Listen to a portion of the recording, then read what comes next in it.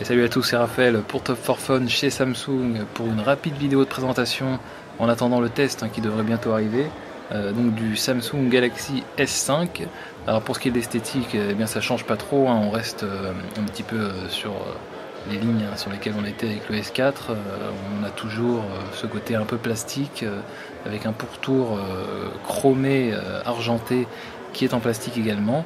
Donc un côté plastique qui déplaira à certains, mais qui permet quand même, il y a quand même des points positifs avec le plastique. Ça permet à Samsung de rester un des rares constructeurs à proposer une batterie amovible. Donc on peut enlever la coque arrière et remplacer la batterie soi-même sans passer par le constructeur ou perdre la garantie. Donc c'est quand même un bon point. On a toujours donc 16 Go de mémoire interne avec un port micro SD. Et normalement il y a une version 32 Go qui devrait être disponible. On a un port USB, donc micro USB 3.0. Voilà, donc c'est pour ça que on a une prise un petit peu étrange en dessous, un petit peu plus longue que d'habitude. C'est tout simplement du 3.0 qui est compatible quand même avec les câbles USB 2.0. Donc normalement il ne devrait pas y avoir de problème à ce niveau-là. L'écran, eh bien c'est toujours du Super AMOLED Full HD, donc 1080p. Pour ce qui est du processeur, là on est sur du Qualcomm Snapdragon S801, donc cadencé à 2,5 GHz, donc là c'est le meilleur, il n'y a pas de problème là-dessus, c'est le dernier processeur, donc normalement ça devrait suivre. Par contre pour la RAM, bon on est sur du 2 Go, donc il n'y a pas de problème, mais c'est assez étrange que Samsung soit passé sur du 2 Go, puisqu'ils étaient passés sur du 3 Go de RAM sur le Galaxy Note 3, et là ils ont décidé de repasser sur du 2 Go. Normalement ça ne devrait pas poser de problème, mais c'est un choix quand même un petit peu étrange. Pour ce qui est de la partie photo, on passe sur ce Galaxy S5 un capteur de 16 mégapixels. Alors là on a énormément de fonctions dans la partie photo, elle est extrêmement complète, on peut bien sûr changer les résolutions, mais on peut également avoir pas mal d'effets, et on a également la possibilité de filmer en 4K avec ce capteur. Donc le 4K c'est la définition donc supérieure, c'est le palier supérieur juste au-dessus du Full HD 1080p, donc on peut filmer en 4K. Par contre, à mon avis, il faudra prévoir une carte SD, puisque le 4K prend quand même énormément de place en termes de mémoire. Pour la partie software, alors on est sur la dernière version Android, 4.4 KitKat, avec la nouvelle version de la surcouche TouchWiz, donc très fournie comme d'habitude en fonctionnalité, en surcouche. On a un design axé plutôt flat design, donc très plat, très sobre. Et d'ailleurs avec TouchWiz, comme vous le savez, c'est la surcouche qui propose le plus de fonctionnalités. Et bien là, fidèle à sa réputation, il faut savoir quand même que TouchWiz prend 8 Go sur le système. Donc on est habitué à ce que Android prenne de la place forcément pour le système, et qu'on ait un petit peu moins de mémoire interne disponible. Et bien là, TouchWiz prend 8 Go. Donc c'est quand même la moitié du modèle 16 Go par exemple. Donc si vous achetez le modèle 16 Go, vous aurez seulement 8 Go de mémoire interne, ce qui est assez énorme. Donc forcément TouchWiz est très bien et vraiment extrêmement fourni en fonctionnalité, en application, en surcouche, il n'y a pas de problème, il y a énormément de fonctions. Par contre 8 Go c'est quand même énorme quand on sait que par exemple généralement les téléphones Android prend 4 Go voire 5 Go quand on a une surcouche. Là, ça fait 2 fois la taille d'Android, donc TouchWiz est devenu carrément un système d'exploitation à lui tout seul par-dessus Android.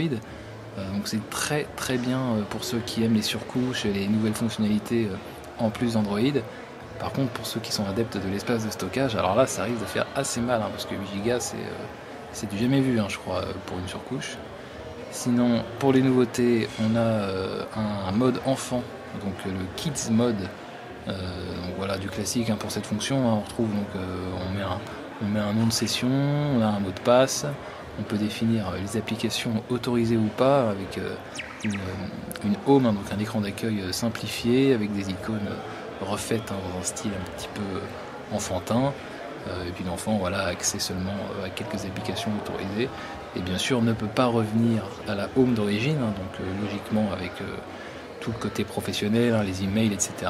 et les contacts. Donc on a besoin d'un code pour quitter le mode enfant.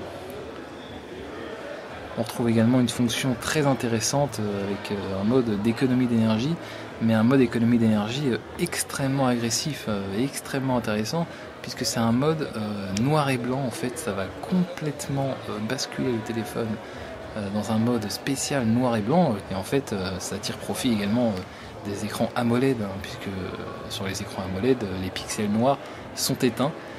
Donc là on est sur du noir et blanc, l'écran consomme très peu, on a toute l'interface qui devient noir et blanc avec bien sûr des fonctions qui sont plus accessibles finalement. On a vraiment accès qu'aux fonctions vitales comme envoyer un SMS ou téléphoner.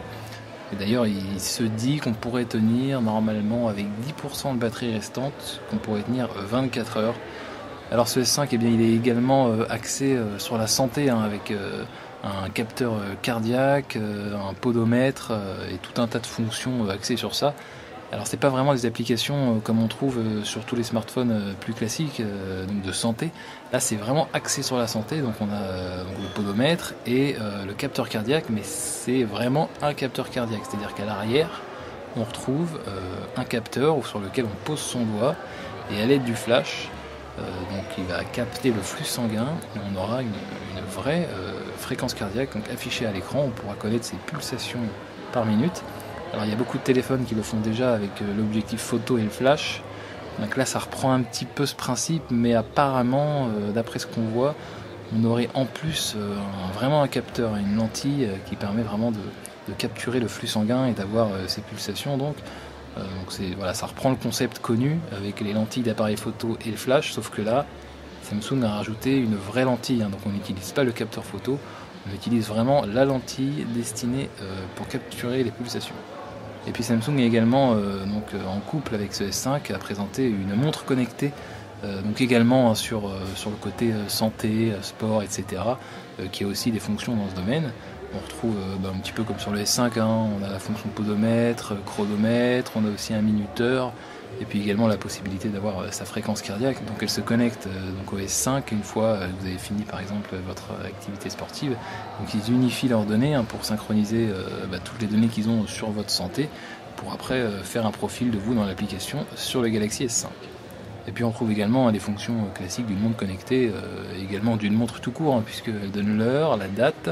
On a accès également aux notifications avec des contrôles rapides également pour les connectiques, et également la possibilité de contrôler sa musique avec cette montre.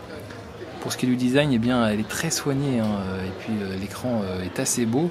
On a un côté très fin qui est toujours agréable au poignet, puisque contrairement aux montres connectées généralement qui sont assez grosses, en tout cas on sent qu'on a un gadget électronique au poignet. Et bien là elle est assez fine et puis elle se porte très bien, elle est assez légère, donc c'est plutôt un bon point. En tout cas on sent vraiment le côté sport qui vise à se faire oublier au poignet. Voilà, donc c'était une rapide vidéo de présentation du Samsung Galaxy S5 qui sera d'ailleurs, j'ai oublié de vous le dire, en plusieurs couleurs, qui sera donc en classique, en noir et blanc, et on aura également, je crois qu'on aura du bleu et une sorte de doré beige un petit peu spécial. Et puis bien sûr la Galaxy Gear Fit sera également disponible en plusieurs couleurs. A bientôt.